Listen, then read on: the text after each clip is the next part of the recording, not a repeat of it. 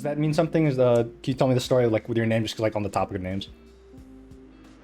Oh, Gaël. Gaël means son of the wind, and it's totally.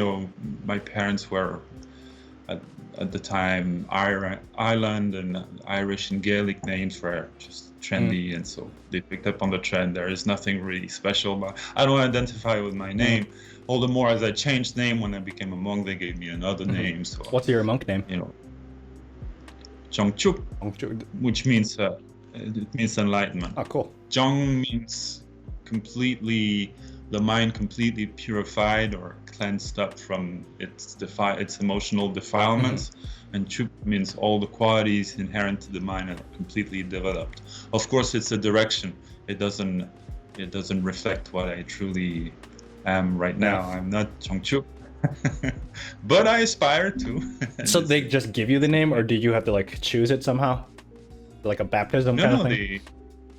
They give you a name and you deal with it. And hopefully, hopefully it sounds right. Mine is impossible to pronounce, so but I was used to that with my previous name. Mhm. Uh, my current civil name is hard to pronounce as well, so it doesn't really matter. But it lets you kind of contemplate and Be more like kind of self-meditating of like your own identity. yeah, How did you? So how did exactly. you get into like the Buddhist monk shtick? The Buddhist monk thing was quite obvious because I was practicing and meditating every day.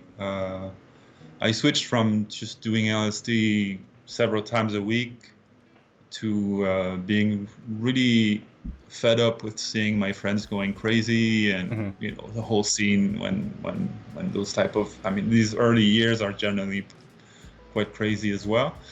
And so I got interested in meditating, and I learned that at a Buddhist center because I thought, well, I might as well go to what I identify as the root of this And what's this in tradition. Marseille?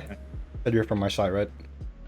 I'm from Marseille, Marseille. yes, but the center is in the center of France. It's not exactly in Marseille. Stayed a month there. Anyway, picked up on meditation, found that awesome, and then practiced every day.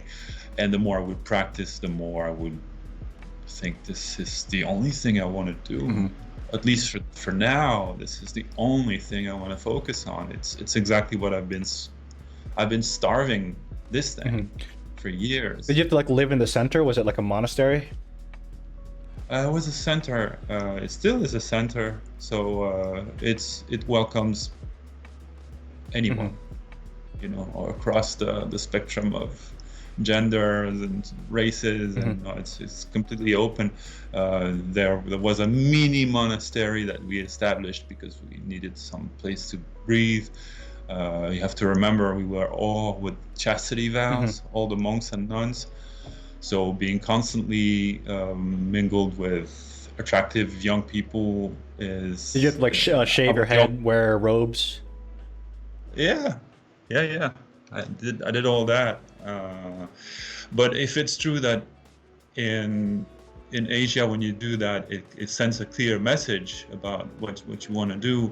In France, where I've been a monk mostly, and in the US, it's more of something that's truly exotic and Hmm. somewhat attractive for a lot of people. So you don't exactly get the same result you would expect. Hmm. You're made more interesting There are actually. different social implications. Oh, that's the least you can say. But well, you get used to it. Hmm. So how long? So you're still practicing monk? I still practice Buddhism, and I'm not a monk anymore. It's been about 10 years that I'm not a monk Hmm. anymore. I gave back my vows after 10 years, so but I practice just as well. I actually practice more and more these Hmm. days.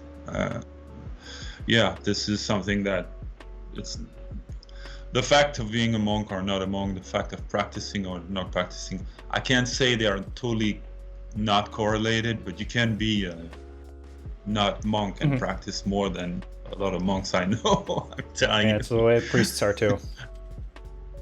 Yeah, you can easily I think the comparison makes sense.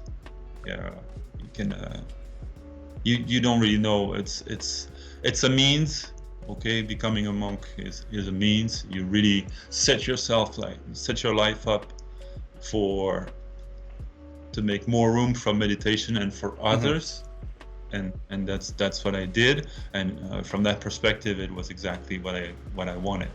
I meditated more, and I was more available for others. That's good. Which is being available for others is the main perspective in the Buddhist tradition I'm in. What tradition is that?